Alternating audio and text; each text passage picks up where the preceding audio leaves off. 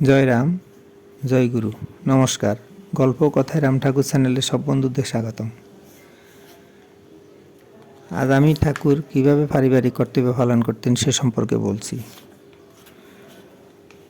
শ্রীযুক্ত মথুরামোহন ভট্টাচার্য মহাশয় দালালির কাজ করতেন। সেবার বেশ কিছুদিন বাড়িতে থেকে ভট্টাচার্য মহাশয় চাঁদপুরে কাজে গেলেন। এই সময় শ্রী শ্রী ঠাকুর চাঁদপুরে রোহিণীবাবুর বাসায় ছিলেন।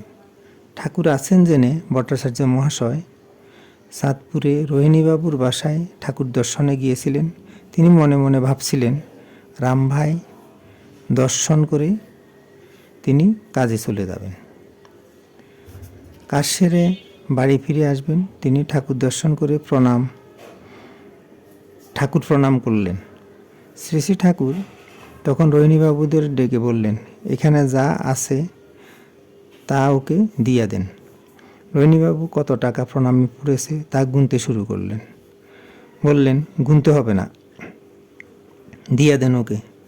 তারপর শ্রী শ্রী ঠাকুর ভাইকে বললেন, বউয়ের জন্য একজোড়া কাপড় কিনে নিয়ে যাবি। মথুরামোহন ভট্টাচার্য মহাশয় সে অনুযায়ী একজোড়া কাপড় কিনে বাড়িতে বউয়ের জন্য নিয়ে এলেন। বউকে কাপড় জোড়া দিয়ে বললেন, ঠাকুর তোমার জন্য পাঠালেন।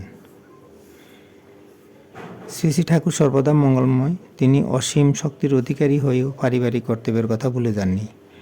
ঠাকুর আমাদের মতো সংসারী মানুষের জন্য দৃষ্টান্ত রেখে গেছেন। এখন আমি ঠাকুরের কয়েকটি বাণী আপনাদেরকে পড়ে শোনাই।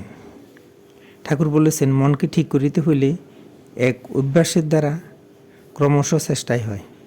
ইহা অপেক্ষা গুরুর ভরসায় নিজের কর্তব্য ছাড়িয়া থাকিতে হয়। এই দুই সম্বন্ধেই ফল দেয়। গুরু সর্বদা রক্ষা করেন, সন্দেহ নাই।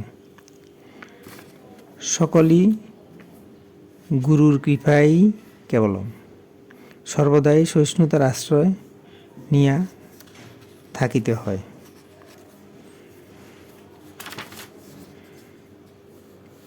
ঠাকুর আবার বলেছেন, সর্বদাই ভগবানের দিকে লক্ষ্য রাখিবেন এবং নাম করিবেন। বন্ধুরা, আজ এ পর্যন্তই। আগামী দিন আবার শ্রী শ্রী ঠাকুর সম্পর্কে গল্প বানিয়ে নিয়ে আপনাদের সাথে থাকব। বন্ধুরা, চ্যানেলটি যদি আপনাদের ভালো লেগে থাকে তাহলে বেশি বেশি করে সাবস্ক্রাইব করবেন, লাইক, শেয়ার, কমেন্ট করবেন। যারা বন্ধুরা দেখছেন এখনও সাবস্ক্রাইব করতেছেন না, সাবস্ক্রাইব করার জন্য আপনাদের কাছে অনুরোধ রইল। ধন্যবাদ। ভালো থাকবেন। জয় গোবিন্দ। গুরু কৃপাই কেবলম।